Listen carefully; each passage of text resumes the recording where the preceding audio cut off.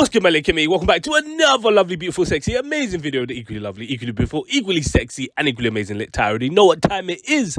Now let's go. Now guys, in today's video, we're going to be looking at the nominations for the Brit Awards 2024. Now there's a lot to discuss here, and we're going to break this down in way more detail. But already know what you got to do. You just got to like, comment, subscribe to be up to date and drop a banger like this one. And hit that noti, because you ain't in these. So you can be the first to know one of these videos comes out. Without further ado, let's get straight into it. Now guys, as I mentioned, we're going to be breaking down the Brit Awards nominations category by category. Of course, you already know how this goes. I'm only going to be looking at the categories that I think the majority of people will be interested in and slash or know or care about. So all that rock and roll, best dance act, like I don't care about that, respectfully. I don't care, don't care, I don't care, don't care. Now first things first, I do want to give huge praise to Ray, because she's honestly come a very long way. A couple of years ago, I remember doing a video of Ray crying about her label issues and whatnot, and how people weren't supporting her music and things of that nature. And now she's come out the gate with 7 Brit nominations, which is honestly insane. So shout out to Ray first and foremost. So I think the best place for us to start is Best New Artist. We've got Mahalia, Olivia Dean, Pink Panthers, Ray, and Yusuf Dave. And it's a bit of a vio list, I'm not gonna lie, because people like Ray have been putting out music since like 2016, and I mean high charting music too. Same with Mahalia, to be honest, and Pink Panthers has been out for at least a couple years. So if this list isn't a testament to how out of touch the Brit Awards are with music this year, then I don't know what is. But either way, I'd probably have to give this one to Ray, I can't lie. Pink Panthers only had like 1 hit, and everyone else, I don't know. I don't know. Next, we have Best R&B Act, and this is between Cleo Sol, Georgia Smith, Mahalia, Ray, and Salt, I think. I don't know. I'm not gonna lie, I'll have to give this one to Ray again, because what have the other artists on this list really done this year? This list kind of seems like a bit of a placeholder list, I'm not gonna lie. I know Georgia Smith and Mahalia both dropped albums this year, but I didn't hear a single person talking about either of them. Let's be real. I mean, don't get me wrong, Georgia Smith had a little bit of motion with the Little Things tune. Well, I say a little bit of motion, it was a lot more motion than that. It was a huge song this year, so respect to her for that. But the main thing I heard people talking about Georgia Smith for was her gaining weight. I'm not like, yeah, I'm just being honest. All I saw on the TL was people arguing over whether Georgia Smith still looked nice or looked dead with the weight gain. That's all I saw them talking about. So the convos were not really about the music, and I know that sounds harsh, but it's kind of the truth. I'm just saying. Now next we have Best Hip Hop / Grime / Rap Act. Such a stupid name, I'm not gonna lie. We have Central C, Dave, J Hus, Little Sims, and Cassie's Dead, maybe. I don't know. I mean, I messed with Dave, but other than the EP with Central C and I guess that Meridian song that he did with that French guy, even though I don't really rate that song too much, but people seem to like it because I think it went #1 in France, if I'm not mistaken. Dave's been kind of quiet this year, I'm not gonna lie. So is he worthy of this award? I'm not sure. J Hus again, I like Hus, but that album wasn't too great, and we all know how I feel about that album. I thought it was a bit mediocre, so I don't think he qualifies for this either. I don't really know who Cassie's Dead is, so no disrespect to him, of course, or her. So then it's just between Central C and Lil Sims. I mean, if we compare the impact that he had with the impact she had, I think even Stevie Wonder doesn't need to wonder that this one goes to Central C. He was everywhere last year. He had his collab with Drake, collab with Pink Panthers. You know, he was on the XXL freshman. Like, he was out here, let's be real. Now next we have Song of the Year, and I'm not gonna lie, this list is full of eligible candidates, apart from Stormzy Fire Babe, of course. I don't know what that's doing on there. Get that trash off expeditiously, mate. And that's facts, no printer. And to be fair, Central C Let Go shouldn't be on there either. That song is straight garbage.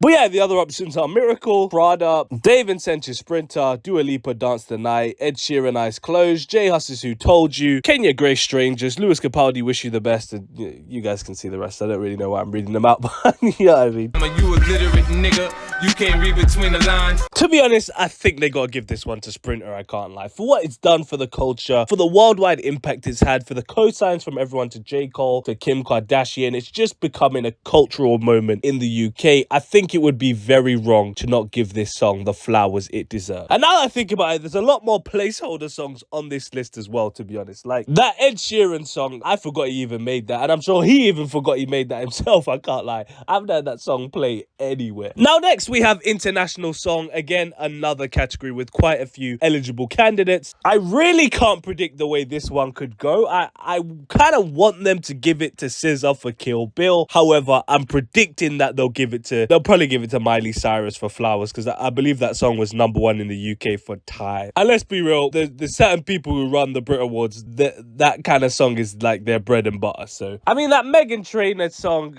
I wasn't really a fan of that song, to be honest. I think that's quite a weak song from her, to be honest. Paint the Town Red is a worthy contender. Again, not something that I'd play in my own time, especially when the titular artist refers to themselves as the devil on numerous occasions. However, that's neither here nor there. Or to be honest, they could give it to Tyler Water, with, you know, recency bias coming into play. Water does have a fair chance because that song's been going crazy recently. And of course, let's not forget Rema's Calm Down, which took over the charts for pretty much the whole of 2022 and 2023. So yeah, this is a tough one to call, man. This is a really tough one to call. I'm going Calm Down or Miley Cyrus Flowers. Now next we have international artists, and let's be real, they're just gonna give that to Taylor Swift. I can't lie, they love Taylor Swift in the UK. There's no point really even going through it. They're just gonna give it to Taylor Swift, let's just be real. But if there's someone in the Brit Awards who actually has a bit of culture, and you know, they don't have their tongue shoved up Taylor Swift's ass, they might give it to Burna Boy. But again, there's a lot of placeholder on this list too. I mean, Kylie Minogue is on here. What on earth has Kylie Minogue done this year to be worthy of being International Artist of the Year? Okay, so now we're gonna get on to the big boys, the British Album of the Year. We have Blur, The Ballad of Darren, J Hus, Beautiful and Brutal Yard, Lil Sims, No Thank You, Ray, My 21st Century Blues, and Young Father's Heavy Heavy. Now, I'm not gonna lie, the only album I've heard on here from start to finish is Beautiful and Brutal Yard, and let me tell you, that Yard was way more brutal than it was beautiful. I've made extensive videos about how this album was a mediocre effort from J Hus, and for that reason, I just can't support him getting the Brit Award for this project. I'm so sorry. As much as I would like him to get it, and as much as I, you know, hope that he does, because it'll be a good look for the scene, I can't say that he deserves it, you know. I don't think he deserves the Brit Award for it this year. Maybe Lil Sims might have to take this one for the culture, or even Ray, because again, what an incredible year Ray has had. But yeah, J Hus, very disappointing album from you, so yeah.